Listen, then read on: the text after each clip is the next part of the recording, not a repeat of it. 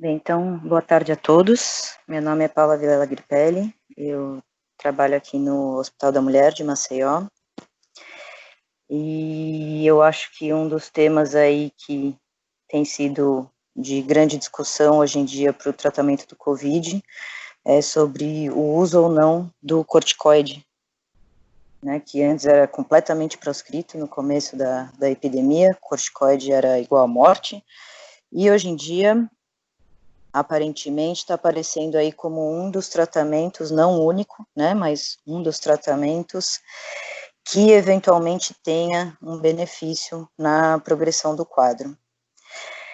Na aula passada a gente conversou sobre os trabalhos que têm publicados sobre o corticoide e o COVID, e a gente conseguiu perceber que na literatura ainda não existe um consenso se é melhor, se é pior usar ou não usar, que horas usar, quando usar. E essa semana eu acabei estudando muito sobre esse assunto, principalmente porque eu tive alguns casos aqui para decidir, né, se o que fazia pacientes que, enfim, no início da doença, com algumas alterações de exames, e eu acabei conversando com bastante gente e acabei aprendendo muito, e com isso eu consegui aqui localizar alguns artigos que eu acho que conseguem não responder completamente, né, porque não são evidências científicas comprovadas, mas pelo menos dá um norte um pouco melhor sobre o efeito do corticoide, por que ele é usado, que dose é usada, quando se deve usar. Então, hoje eu trouxe aqui para a gente conversar 2 artigos que não tem nada a ver com Covid, tá? São 2 artigos que relacionam o uso do corticoide com a síndrome respiratória aguda grave.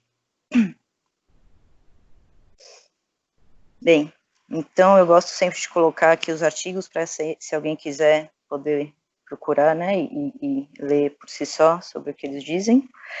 Então, esse primeiro artigo, ele começa explicando o que é a síndrome respiratória aguda grave, como que é a fisiopatologia, né? A síndrome respiratória aguda grave, ela é uma consequência da desregulação da resposta inflamatória. Essa resposta inflamatória vai fazer uma ativação inapropriada dos leucócitos e das plaquetas, né?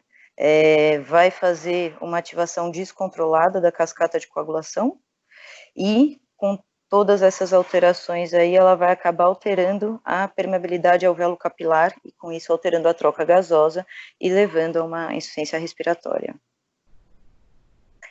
Como que a síndrome respiratória aguda grave acontece? Então, existe uma progressão, né? Ela é dividida em 3 fases. A fase inicial é o início do processo inflamatório, em que na síndrome respiratória aguda grave a gente pode ter uma etiologia de alvéolo, uma etiologia alveolar de lesão direta, ou uma etiologia de lesão endotelial, e por conta dessa inflamação endotelial acabar chegando até o nível alveolar e cursando com a síndrome respiratória aguda grave.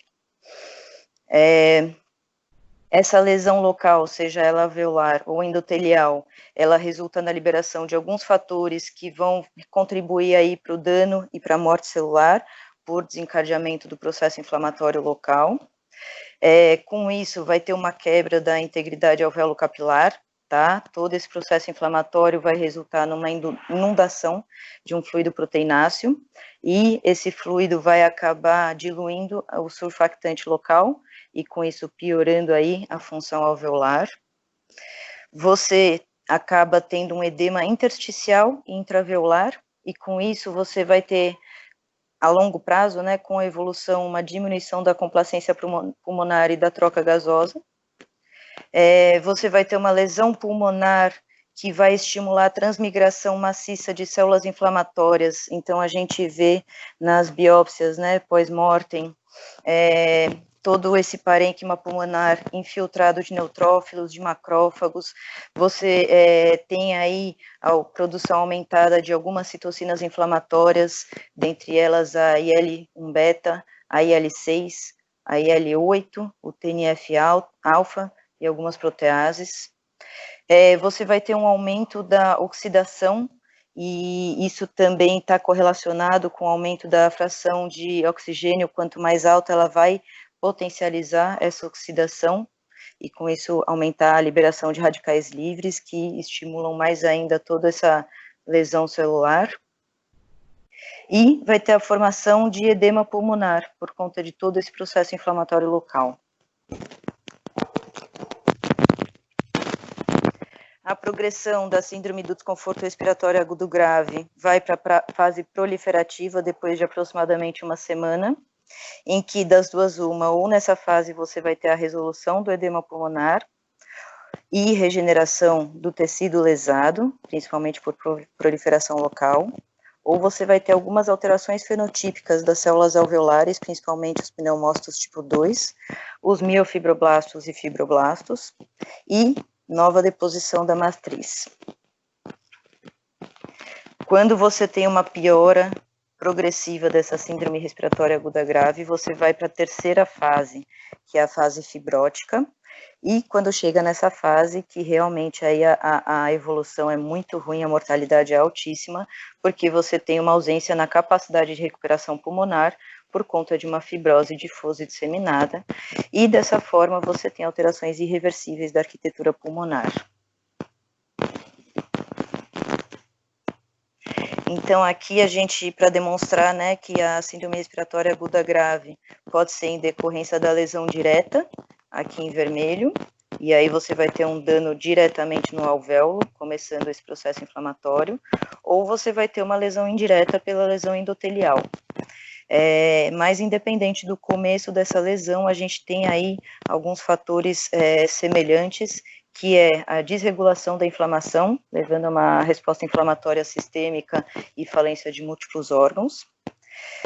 Você vai ter a perda da integridade alvéolo capilar, com isso um aumento da permeabilidade vascular e edema pulmonar, e uma desregulação da coagulação vascular, uma coagulação vascular disseminada, com aumento linfoproliferativo.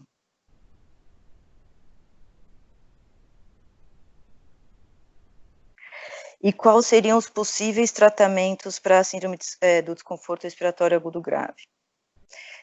Os tratamentos que já têm aí descrições na literatura que são comprovadamente benéficos é a realização do bloqueio neuromuscular no momento da intubação. Por quê? Porque quando você bloqueia o paciente, ele vai fazer menos esforço ventilatório e com isso vai diminuir a pressão transpulmonar. E a gente está vendo aí nos casos de Covid, né, principalmente, que é uma prevalência muito alta da síndrome de desconforto respiratório agudo grave, que quanto maior o esforço respiratório, maior a pressão transpulmonar, e com isso você tem desfechos piores, e por isso que estaria indicada a intubação precoce, para você diminuir essa pressão transpulmonar, e após a intubação, esse bloqueio neuromuscular vai potencializar, o bloqueio neuromuscular vai potencializar a diminuição aí da pressão transpulmonar, e com isso vai fazer uma ventilação protetora. A posição prona, e principalmente na fase aguda da síndrome do desconforto respiratório agudo grave, porque quando você prona o paciente, você tira o peso dos órgãos em cima de toda a face posterior pulmonar, que é a maior área de troca que a gente tem, e com isso você consegue reoxigenar essas áreas e também aumentar a capacidade capilar do sangue conseguir chegar nessas regiões, e com isso você tem uma melhora da oxigenação do paciente. E a ventilação protetora, que a gente tem aí descrito na literatura, algumas formas de prevenção das lesões induzidas pelo ventilador. A gente fazer uma ventilação controlada por volume, calculando um volume corrente médio de 6 ml por quilo de peso predito, tá? Então, nos casos de obesos, a gente calcular o peso predito é importante. Ter esse platô da pressão inspiratória, que é a pressão transpulmonar, menor do que 30 centímetros de água, e fazer uma PIP ajustada pela tabela entre PIP e FiO2, para evitar o colapso e recrutamento constante desses alvéolos, que esse fechamento seguido da abertura constante vai aumentar o processo inflamatório local. Então, aqui eu trouxe duas tabelas, né, de propostas aí de tratamento para o COVID, relacionando PIP e FiO2. E aqui agora vamos discutir sobre o uso do corticoide e qual o papel dele na síndrome do respiratória aguda grave. Então, o corticoide ele vai ter dois efeitos quando é administrado. Ele tem o efeito genômico e o não genômico. O que é o efeito genômico? É o efeito que ele vai ter através da ativação do nosso DNA para mudar aí a produção de proteínas e respostas do nosso corpo. Então, esse estímulo genômico, ele tem um início de ação 4 horas após a administração, então essa ação vai ser mais lenta, né, o início mais lento. O corticoide, ele é uma estrutura lipolítica, então ele vai penetrar a membrana plasmática celular, né, que é feita basicamente aí de gordura, e com isso vai se ligar em receptores intracelulares, e esse complexo do corticoide receptor vai translocar para dentro do núcleo, vai ligar com o DNA, e a partir daí vai ter a resposta aos elementos aí estimulados pelo glicocorticoide. Ixi. A gente vai ter aí a ligação do corticoide com o DNA, e com isso vai ter a resposta a essa ativação do corticoide. Essa ativação vai ativar a transcrição de proteínas anti-inflamatórias, principalmente o IL-10, anexina 1 e o inibidor do NF-kappa-beta. Essa inibição do NF-kappa-beta é a principal efeito genômico aí da ação anti-inflamatória do corticoide. Por quê? Porque ele vai diminuir a produção de IL-1, de TNF-alfa e de interferon gama. Além disso, ele vai aumentar a produção do óxido nítrico e causar uma vasodilatação pulmonar, aumentando aí a irrigação pulmonar, importante para a melhora da oxigenação. E vai diminuir o TGF-beta, que é envolvido na diferenciação de fibroblastos para mioblastos. Além disso, o TGF-beta também vai aumentar a deposição em matriz extracelular, e com isso causa uma piora do reparo epitelial. Então, com essa diminuição do TGF-beta, o corticoide aí tem um potencial de melhora no reparo epitelial desse tipo de quadro. Sobre os efeitos não genômicos, o início é imediato, de segundos a minutos depois da administração a gente já começa a ter esses efeitos, mas ele é de curta duração, demora em média aí de 60 a 90 minutos. Você, nesses efeitos, vai ter algumas interações inespecíficas do corticoide diretamente com a membrana celular, e ela dessa forma vai alterar as propriedades físico-químicas, vai alterar a capacidade aí dos transportadores de minerais, e a produção de ATP, levando a uma imunossupressão celular, e essa é a forma com que ele consegue diretamente ter essa imunossupressão inespecífica. Além disso, você vai ter uma ligação do corticoide com o receptor de membrana das células tipo T, tá? E com isso vai ter uma imunossupressão desse tipo específico de células. Vai ter a ligação com receptores citosólicos, receptores de liberação de heat shock proteins, e com isso vai ter uma diminuição dessa liberação, e vai ter uma ativação direta do óxido nítrico sintetase endotelial, e com isso vai causar um aumento da produção do óxido nítrico e vasorrelaxamento. Quando a gente tem uma associação da sepse e a síndrome do desconforto respiratório agudo grave, você vai ter uma inflamação muito mais intensa do NF-kappa-beta. E essa inflamação é por conta de uma inibição na produção do receptor de glicocorticoide alfa, tá? Então, aí, às vezes, a resposta de por que alguns pacientes, mesmo com uma produção normal, subnormal, não vai ter um efeito do corticoide como ele deveria, e aí você teria que optar por doses mais altas, para tentar ter um aumento da regulação desses receptores, e com isso potencializar e melhorar a resposta do corticoide. Além disso, na sepse, você também tem uma diminuição do receptor alfa. Sim, é isso que eu acabei de falar. Diminuição desse receptor glicocorticoide alfa, resultando no aumento do NF-kappa-beta, porque você vai parar de inibi-lo.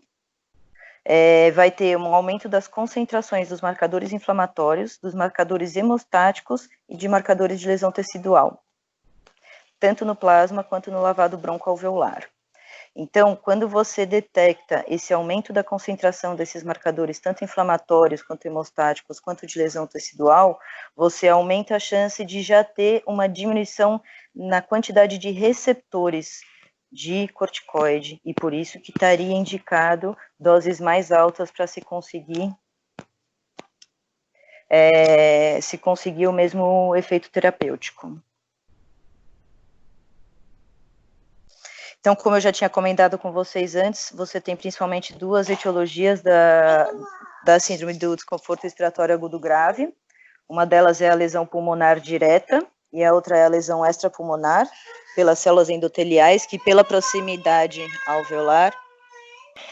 Então, a gente tem a síndrome do desconforto respiratório agudo grave extrapulmonar, por lesão das células endoteliais, e por conta da proximidade das células endoteliais e os alvéolos, você vai acabar tendo uma lesão alveolar. E o sucesso terapêutico, ele vai depender tanto da etiologia, quanto do estágio de progressão desse desconforto. Então, quais seriam os possíveis efeitos benéficos do corticoide? O efeito anti-inflamatório, o efeito antiedema e a vasodilatação pulmonar. Quais seriam os efeitos cardiovasculares que o corticoide também poderia auxiliar? O aumento da pressão arterial, que é em decorrência da retenção renal aumentada de sódio, tá? E com isso a gente vai acabar tendo uma expansão plasmática. Você tem a expressão direta de receptores mineralo e glicocorticoides, tanto em miócito quanto nas paredes arteriais, com isso melhorando o tônus arterial e com isso melhorando aí a pressão arterial. Eu acho que alguém entrou. Por favor, desliga o microfone. Obrigada. E com isso, você vai ter aí também uma alteração da resposta vascular à injúria local.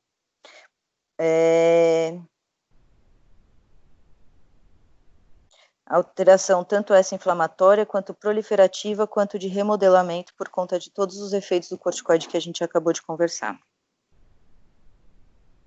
Sobre os efeitos adversos do corticoide, que para a gente que está pensando em usar é importantíssimo compreender para saber como que a gente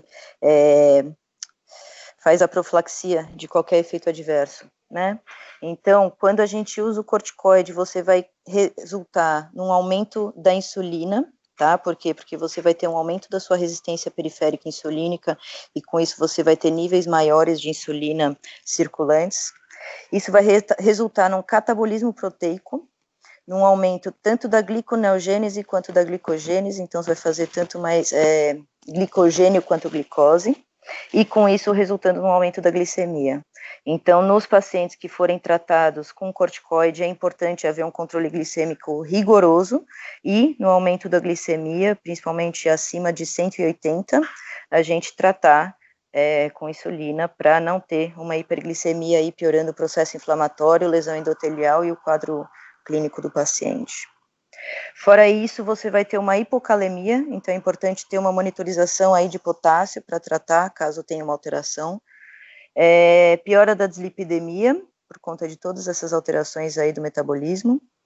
Uma redução da fibrinólise, possível catarata superior subcapsular, exacerbação de glaucoma, então em pacientes com glaucoma tenham cuidado, eventualmente até seria contraindicado se o glaucoma for grave. Você pode ter um aumento da pressão intracraniana, úlcera péptica e hemorragia digestiva alta, então principalmente em doses maiores de 1 miligrama por quilo, vale a pena fazer uma inibição aí da bomba de prótons do estômago com omeprazol, doses altas, né? Possibilidade de imunossupressão, principalmente quando a gente tem um uso mais prolongado do corticoide. Alterações neuropsiquiátricas, essas foram relatadas mesmo com o uso curto do corticoide, quando a gente tem usos de doses mais altas. Osteoporose, miopatia e irregularidade menstrual. Os efeitos adversos dos corticoides são mais frequentes quando a gente tem tratamentos mais prolongados, principalmente mais do que 4 semanas, Eles estão principalmente ligados ao efeito genômico do corticoide, e por isso que provavelmente, mesmo quando a gente faz doses altas de corticoide, se você faz um uso curto, menos do que 5 dias, você tem poucos efeitos adversos desse corticoide. E sobre a síndrome respiratória aguda grave e o corticoide, o que essa revisão trouxe para mim e para a gente, né? Que os efeitos adversos do corticoide, eles podem começar a ocorrer dias após o tratamento, tá? Mas principalmente depois de um uso mais prolongado. Nos pacientes graves, o principal efeito que a gente vê é a fraqueza muscular, que pode começar de 1 a 3 dias após o início do tratamento. Ela é acentuada pelo uso do bloqueio neuromuscular, mas como o bloqueador neuromuscular muda a mortalidade, ele vai estar indicado, e depois a gente faz um tratamento aí mais acentuado com uma fisioterapia motora. E ele principalmente acontece na musculatura proximal. Fora isso, você também pode ter uma miopatia aguda por conta do uso do corticoide, por isso é importante aí um segmento com CPK. Você pode ter reações anafiláticas, e essas reações acontecem mais nos pacientes que recebem tratamentos consecutivos com mais de um ciclo de corticoide, e ela é manifestada principalmente por urticária e angedema. Você pode ter uma supressão da febre, e aí mascarar aí um dos sinais de piora infecciosa, então sempre ficar atento a qualquer outra alterações de piora da inflamação, alteração de leucocitose, taquicardia, que podem estar correlacionadas a uma infecção secundária, porque a febre pode estar mascarada.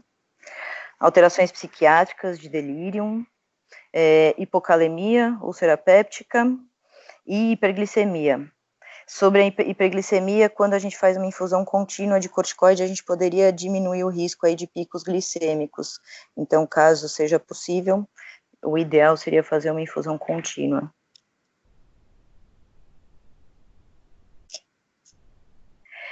A gente sabe que o corticoide ele pode ter um efeito rebote, principalmente no uso mais prolongado, mais do que 5 dias, então é indicada uma redução lenta da dose. Se a gente faz uma suspensão rápida, a gente pode ter um aumento da inflamação, com aumento de readmissão em UTI, piora ventilatória, às vezes precisando reentubar o paciente, e uma piora da mortalidade. Então, principalmente se a gente usar mais do que 5 dias de corticoide, tem que ter um desmame lento para evitar esse efeito rebote. Algumas conclusões dessa revisão é que é muito difícil avaliar o real papel dos corticoides na síndrome do desconforto respiratório agudo grave. Por quê? Porque existe uma grande heterogeneidade dos estudos, do mesmo jeito do COVID, na síndrome do desconforto respiratório agudo grave também tem. Quais são essas heterogeneidades? Os critérios de inclusão, a gente tem aí nos estudos pacientes que começam a fazer o tratamento desde de quadros mais leves, até pacientes que já estão em quadros moderados, até graves, até pacientes que já estão dias em insuficiência respiratória aguda grave. Muitos desses estudos não dizem qual que foi a indicação do início da terapia do corticoide, e com isso existe uma dificuldade da gente conseguir entender o real papel do corticoide, porque a resposta ao corticoide depende muito do critério de indicação. Então essa aí é uma das nossas dificuldades de avaliação. Qual que é outra dificuldade? Qual é a gravidade, né, da síndrome do respiratória aguda grave quando esse corticoide foi implementado? E também o momento de escolha do início do tratamento. Se foi indicado pela piora respiratória, se foi indicado pela piora dos parâmetros inflamatórios, a gente tem isso muito mal isolado, né? Também não se fala muito bem a duração do tratamento, os artigos são muito vagos em relação à duração, à dose, então você tem durações muito variadas, de dias até semanas e meses, com doses que variam também muito e tipo de corticoide que variam muito. Então a gente acaba tentando pegar um pouquinho de um estudo, um pouquinho de outro, juntando aí as conclusões. Eu quero deixar bem claro para vocês que não existe ainda um guideline específico sobre o uso do corticoide, exatamente por conta dessas dificuldades, tá? Então, as nossas respostas ainda são muito variáveis, né? Às vezes você acha que realmente é benéfico, às vezes você acha que aumenta a mortalidade, e por isso que é importante entender tanto o papel do corticoide quanto a fisiopatologia do paciente da sua frente para conseguir raciocinar e individualizar caso a caso. Esse estudo viu que o corticoide mais usado aí com melhores resultados na síndrome do desconforto respiratório agudo grave foi a metilprednisolona, na dose de 1 miligrama por quilo, e em até 4 semanas, então varia de 5 dias até 4 semanas, de acordo com a resposta do paciente. E nas síndromes do desconforto respiratório agudo grave não responsiva, que são aquelas que os pacientes estão mais graves, com processos inflamatórios mais exacerbados, comprometimento pulmonar maior, a dose seria 2 miligramas por quilo de metilprednisolona por dia, e vai manter essa dose até 2 semanas depois da extubação. E é importante ressaltar que os estudos que tiveram melhores resultados foram naqueles que começaram o tratamento com corticoide até 14 dias do início da piora dos sintomas respiratórios. Aumento da frequência respiratória maior que 30, piora da saturação menor que 90, piora da pressão da artéria pulmonar menor que 60, né, a pressão arterial. E nos de sepse, o melhor resultado que eles encontraram foi tratamento com hidrocortisona, você iniciando um bolos de 50 a 100 miligramas, seguido de 200 a 300 miligramas por dia, e de preferência fazer por infusão contínua ou de bolos a cada 6 horas. E vai manter por 7 a 14 dias a depender da resposta aí do paciente.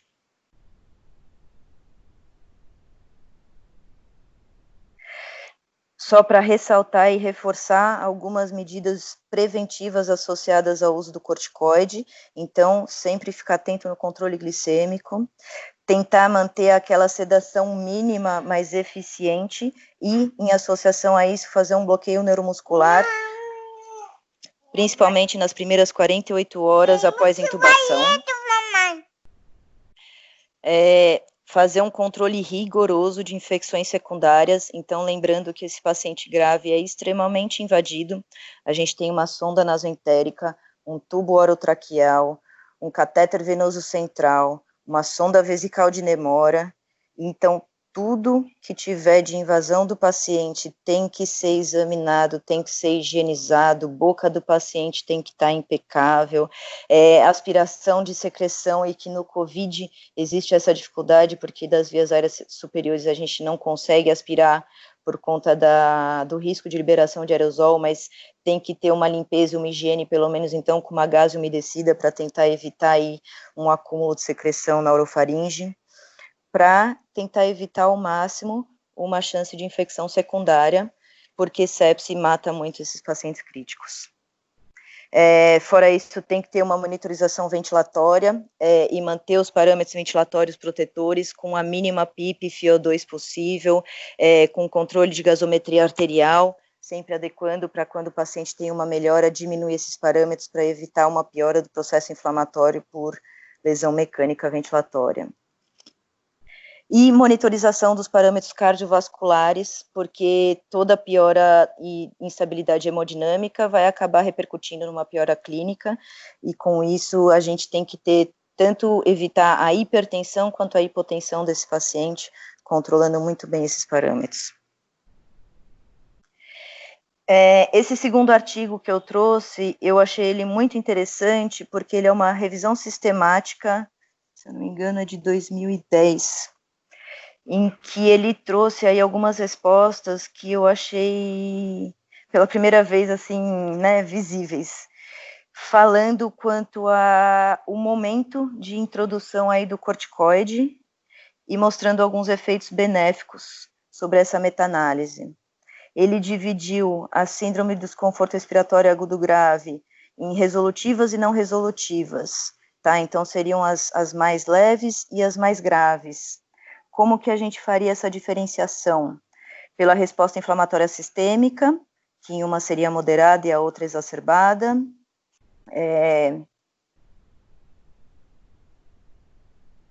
alterações de fibrogênese, alterações de histologia pulmonar, que isso daí a gente veria principalmente nos exames de imagem,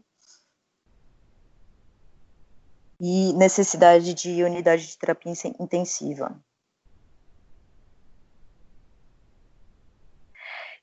Aqui ele mostrou uma comparação em como que é a evolução desses pacientes. Deixa eu ver se consigo. Ó.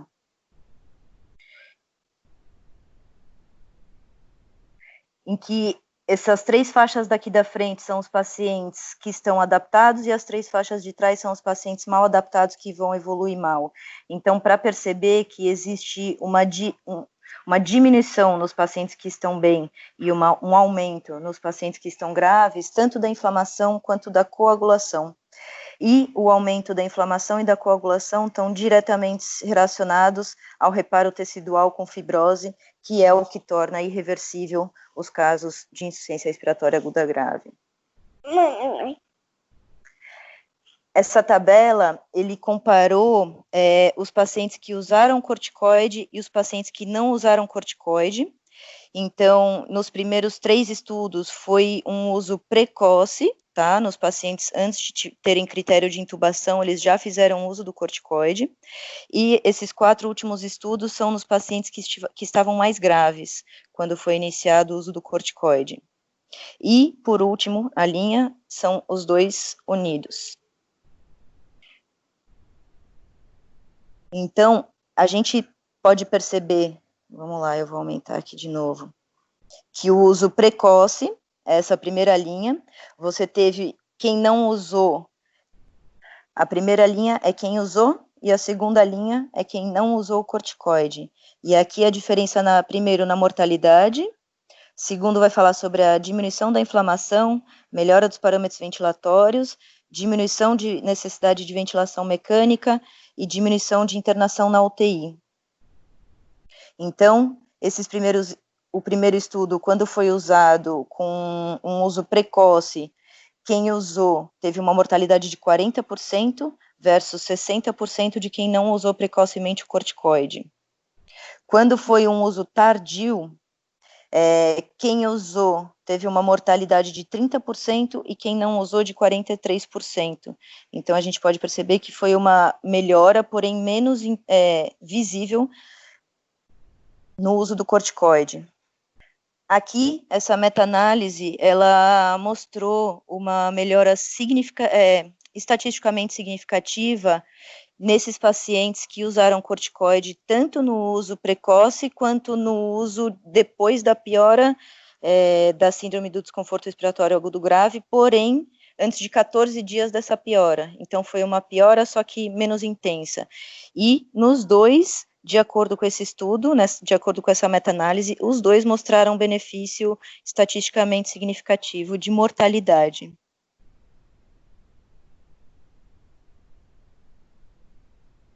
Desculpa, isso daqui é a necessidade de ventilação mecânica e internação em UTI. Mortalidade é o próximo. Então, primeiro a ventilação mecânica, que teve benefício, protegeu. O segundo é a internação em UTI. E esse daqui é sobre mortalidade, com redução de mortalidade em todos esses estudos aí que houve o uso do corticoide. Dá para perceber que alguns deles, isoladamente, eles passam pelo 1, né? Então, você acaba tendo aí a parte estatística acaba não apontando para uma melhora, mas quando a gente une todas essas informações, você acaba tendo uma melhor estatística. E, de acordo com essa meta-análise, eu trouxe essa tabela porque eu achei ela muito interessante para dar como um guia. Mais uma vez, eu gosto de enfatizar, isso daqui é uma revisão sistemática, tá? Eu não lembro exatamente a revista, mas depois vocês conseguem pegar direitinho aí a bibliografia. Ela não é referida por nenhuma sociedade internacional, nem nacional, mas pelo menos dá um guia aí de qual que seria a dose que a gente deveria usar em cada tipo de paciente. Então, nesses pacientes que estão no início do desconforto respiratório agudo, que você tenha uma FiO2 menor que, uma relação PA2-FiO2 menor que 200, você usaria uma dose equivalente a metilprednisolona de 1 miligrama por quilo, de 1 a 14 dias. E depois tem que fazer aquele desmame lento de 0,5 miligrama, 0,25 miligramas por quilo, 0,125 miligramas por quilo, até suspender lentamente esse corticoide para não ter um efeito rebote. E nos casos mais graves, que você tem uma exacerbação do processo inflamatório, uma exacerbação do desconforto respiratório, você usaria doses maiores numa relação aí de 2 miligramas por quilo dia, tá? Então, por último aqui, só para a gente, então, eu falei, principalmente esses estudos aí foram sobre a síndrome do desconforto respiratório agudo grave, não relacionado à COVID. Nenhum desses estudos foram feitos com paciente COVID, tá? Então, eu quero trazer, por último, aqui esse slide para a gente contextualizar na nossa pandemia, por que eu falei sobre todos esses estudos e dar aí algumas conclusões e um resumão aí do que eu consegui entender sobre esses dois estudos e de tudo que eu discuti com meus colegas. O COVID, como que ele se apresenta? Ela tem a infecção, quando a gente começa a ter a manifestação dos sintomas, em média, a gente demora, a gente está nessa fase da replicação viral, e essa primeira fase vai demorar de 5 a 7 dias, e essa é a fase do início dos sintomas, então começa com aqueles sintomas mais frustros, uma diarreia meio estranha, uma dor de cabeça que vem e volta, uma febre que não é muito alta, uma tossezinha, uma dor de garganta, uma sintomatologia frustra, que muitas vezes a gente tem que buscar ativamente na história, porque o paciente nem percebe, né? E quando a gente pergunta ativamente, que o paciente vai lembrar, eu tive realmente semana passada uma coisa dessa. Esse é o marco zero, que a gente começa a contar os sintomas. Do primeiro até o quinto, sétimo dia, em média, é a fase de replicação viral, que é a primeira fase da doença. E que nessa fase não estaria indicado ainda o uso do corticoide pelo risco que ainda não está comprovado, mas que existe a tendência a se pensar de um atraso aí no clearance viral e na recuperação viral. Quando que estaria teoricamente indicado a gente a começar o tratamento com corticoide? Quando a gente começa a diminuir essa fase de replicação viral e começa a ter o início do processo inflamatório sistêmico envolvido no COVID. Como que a gente percebe esse processo inflamatório sistêmico? Através da sintomatologia, então você começa a ter uma piora dos parâmetros respiratórios, a tosse piora, a febre piora, o paciente começa a ter mais dificuldade para respirar. E, fora isso, a gente tem alguns exames de sangue, o hemograma, principalmente por uma diminuição de leucócitos, a gente começa a ficar atento com leucócitos abaixo de 1000, mas a gente tem uma correlação importante de linfopenia com mortalidade quando eles estão só abaixo de 400, mas quando esses linfócitos começam a cair, já é um sinal indireto aí que existe uma resposta inflamatória e um consumo de linfócitos, e por uma leucocitose, com os linfócitos acima de 10.000, podendo também indicar um início do processo inflamatório sistêmico. Fora isso, uma plaquetopenia, quando as plaquetas começam a cair abaixo de 150.000, já é um sinal de que já existe um consumo de plaqueta e que isso pode sim predizer um início de coagulação vascular intradisseminada, mas principalmente plaquetas abaixo de 100.000 tem correlação maior com mortalidade, com casos mais graves. Quando existe um aumento do dímero D acima de 1000, já começa a ter uma correlação com uma coagulação vascular intradisseminada. Um aumento do INR, então uma alteração de coagulograma, provavelmente aí já por consumo, e com isso você vai ter um aumento de INR maior do que 1,2, e se for maior do que 1,4, aí vai estar muito mais correlacionado à mortalidade e piora do quadro. Aumentos da PCR, então a PCR quando começa a aumentar já é um indício de processo inflamatório, e acima de 130 ela já começa a ter uma correlação maior de mortalidade e gravidade do quadro. Aumentos de DHL que vão demonstrar aí uma lesão endotelial, tá? Aumentos de ferritina e lesões de órgão-alvo. Como que a gente investiga essa lesão de órgão-alvo? No pulmão, pela tomografia de tórax, e aí a gente vai começar a ver aquelas imagens sugestivas de COVID, principalmente em vidro fosco, difusas.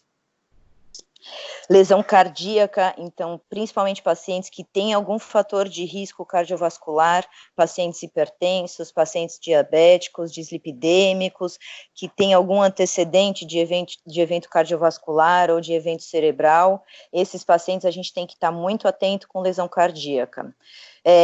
Para todos os pacientes, vale a pena fazer um eletrocardiograma se tiver algum fator de risco cardiovascular, e se já tiver antecedente de lesão coronariana, já valeria a pena dosar a troponina para ver se já tem alguma miocardite, alguma lesão das células cardíacas agudas. Para avaliação renal, a gente solicitaria ureia creatinina.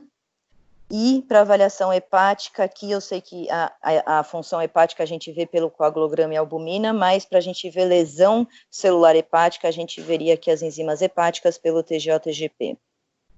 Se tiver lesão de órgão-alvo, já é um indício aí de um processo inflamatório mais grave e que vale a pena pensar em corticoide. Por que eu falo pensar em corticoide? Porque a gente ainda não tem uma resposta na literatura científica se é ou se não é para dar. É uma doença nova, está começando agora, e tudo ainda é uma suposição. Então, quando que a gente pensaria em dar um corticoide? Quando tem alguma alteração desses exames, tanto laboratoriais, quanto o exame clínico do paciente, quanto exames de imagem, tá? Eu gosto sempre de lembrar que existe, em paralelo ao corticoide, o corticoide ainda não está validado pelos estudos, mas existe um outro tratamento adjuvante a ele, que está começando cada vez mais a ser validado pelos estudos, que é a anticoagulação ou profilática ou terapêutica nesses pacientes. Por quê? Porque, como a gente conversou aqui, essa resposta inflamatória sistêmica, ela também cursa com uma coagulação vascular intradisseminada, que no COVID, ela é para um perfil muito mais procoagulante do que de hemorragia. A gente praticamente não está vendo hemorragias em paciente COVID por conta de etiologia da CIVD, mas a gente está vendo sim trombose, nas autópsias tem microtrombos e até macrotrombos em toda a vasculatura, e está vendo uma melhora nos quadros quando existe um tratamento de anticoagulação otimizado, tá? Então, eu acho que era isso. Outra coisa que eu acho que vale a pena a gente ressaltar desses estudos é que, aparentemente, quando existe uma administração do corticoide numa janela de oportunidade, qual que seria a janela de oportunidade? Seria esse início do processo inflamatório associado à piora clínica. Nesse momento que os estudos mais apontam para um benefício do corticoide. Então, quando o paciente começar a ficar doente, quando que a gente vai ter que ficar esperto? Entre o 5º dia de sintomas e o 10º a 14º dia de sintomas. Por quê? Porque geralmente é nessa fase que vai ter a piora do paciente. Como que a gente vai ficar atento? Oximetria de pulso, se o paciente começar a desaturar, a gente já provavelmente vai ter que indicar alguma coisa. Frequência respiratória, vale a pena sempre ter um diagnóstico diferencial com ansiedade, tá? Então, se o paciente está taquipneico, mas está saturando super bem, provavelmente é ansiedade. Alterações dos exames laboratoriais e alterações dos exames de imagem e de lesão de órgão-alvo. Essa provavelmente seria a fase ótima para iniciar o tratamento com corticoide. E até que hora? Até quando começa a piorar do desconforto respiratório agudo grave, quando o paciente já teve uma piora importante, já está entubado com uma oxigenação ruim, parece que ele é menos responsivo ao corticoide, e que nessa fase aí os benefícios seriam menos importantes. Eu acho que é isso, espero que vocês tenham gostado aí das novidades que eu acrescentei em relação à última aula. E eu gostaria de saber se alguém tem alguma pergunta, algum comentário, alguma coisa. Paula. Sim. É Rodrigo. Oi, Rodrigo. Opa, tudo bom? Tudo bom. É o seguinte, eu fico nessa dúvida do início da corticoterapia, mas você... porque sempre fiquei nessa dúvida do início a partir do 5º dia, mas você dá uma margem de mais 2 dias aí, iniciando no 7º dia, juntamente com essas informações que você passou, né? Piora da tosse, uma sensação de falta de ar e esses exames laboratoriais, não é isso? Isso. E qual a dose que você utiliza da metilprednisolona e um segmento ambulatorial do corticoide? Né? A pergunta que não quer calar. Você sabe, vou comentar aqui com vocês um caso que foi, inclusive, o que me fez estudar feito louca sobre esse tema. Eu tive um caso aí, pessoal, de um amigo próximo que se contaminou com Covid, paciente com 65 anos, hipertenso, e que veio com uma linfopenia, uma neutropenia, um dímero D normal, um DHL limítrofe, um aumento de fibrinogênio e uma plaquetopenia limítrofe, 140 mil. E aí eu tinha certeza que eu só ia anticoagular, tinha certeza que eu não ia fazer o corticoide por tudo que eu tinha estudado da última aula, até que eu fui discutir com um monte de gente que está aí na linha direta do Covid. E uma dessas pessoas que eu discuti foi um médico aí que foi quem me deu a mão e me ensinou medicina, que é uma pessoa que eu respeito demais ele tem mais de 50 anos de clínica médica, trata, assim, muita gente, e tem uma experiência muito grande, porque ele é muito fascinado por todos os estudos científicos e aulas de atualização, então ele convida colegas para dar aula para ele, pagando, ele levanta artigos científicos, faz um monte de journal club, né, de discussão de artigo científico, então é um cara que eu respeito muito a prática, porque ele tem tanto a teoria quanto a experiência, e ele foi a favor do corticoide. Aí quebrou minhas pernas, eu falei, como assim? Aí eu fui discutir com mais pessoas de muito respeito que eu conheço, né, como que é a atualização científica, e mais dessas pessoas foram a favor do corticoide, e perguntando para um dá uma dose, perguntando para outro dá uma dose, levantando na literatura, eles vão dando outra dose, então não existe consenso, tá?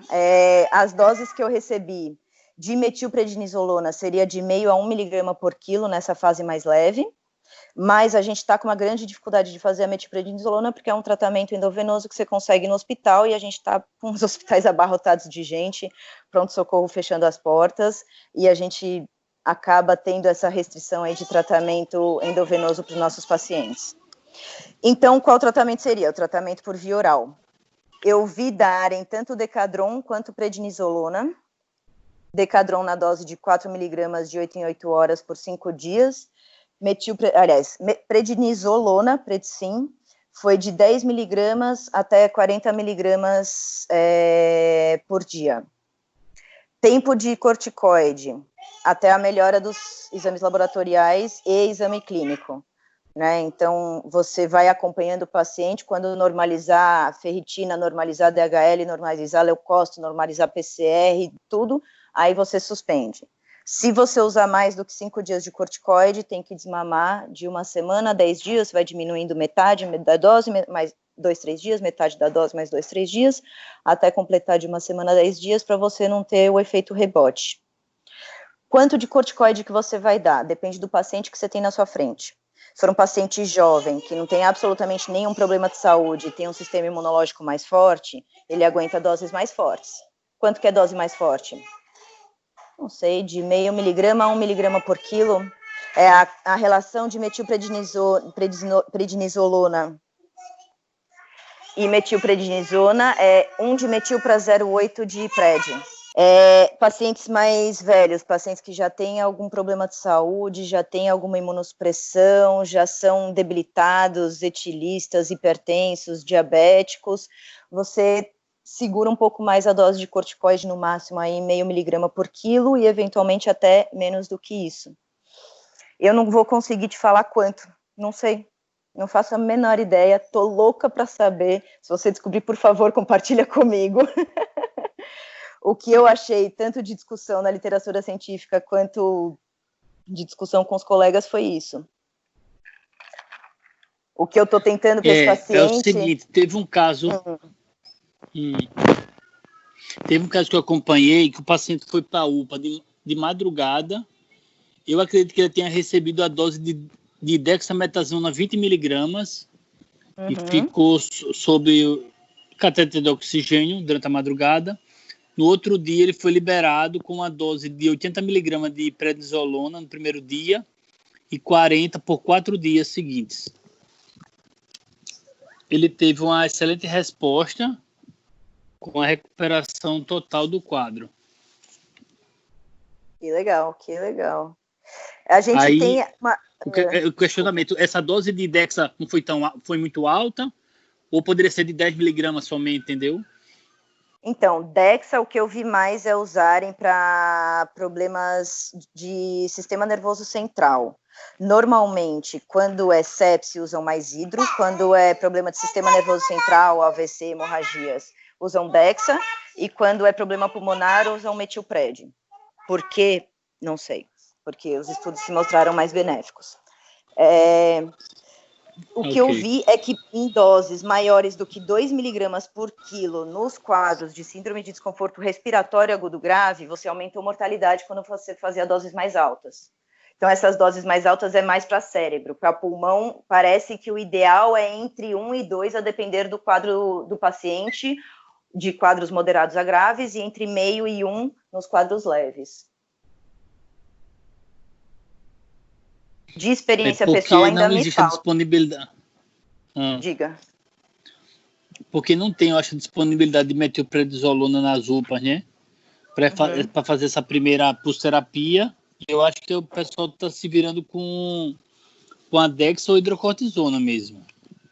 O que eu vi é que é melhor a hidrocortisona do que a Dexa. Os estudos apontam para uma melhora mais com a hidro do que com a Dexa, e aí você ajusta a dose de acordo com aquela tabelinha lá de correlação de dose de corticoide. Certo.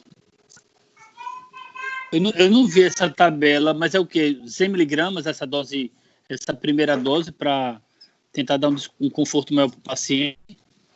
Vamos lá, eu vou colocar a tabela aqui. Então, a gente quer saber de metil em relação a hidro. Então, se a gente vai fazer 1 miligrama da metil, quanto que vai ser da hidro? 5 miligramas, 5 vezes mais. Então, se é 1 miligrama por quilo de metil, seriam 5 miligramas por quilo de hidro. Entendeu? E aí você faz as contas. Entendi. Tá joia. Valeu. Imagina. Alguém quer perguntar alguma outra coisa? Maravilha. Eu gostaria de agradecer aí a todos pela presença. É um prazer sempre poder discutir com vocês. E até a próxima. Muito obrigada.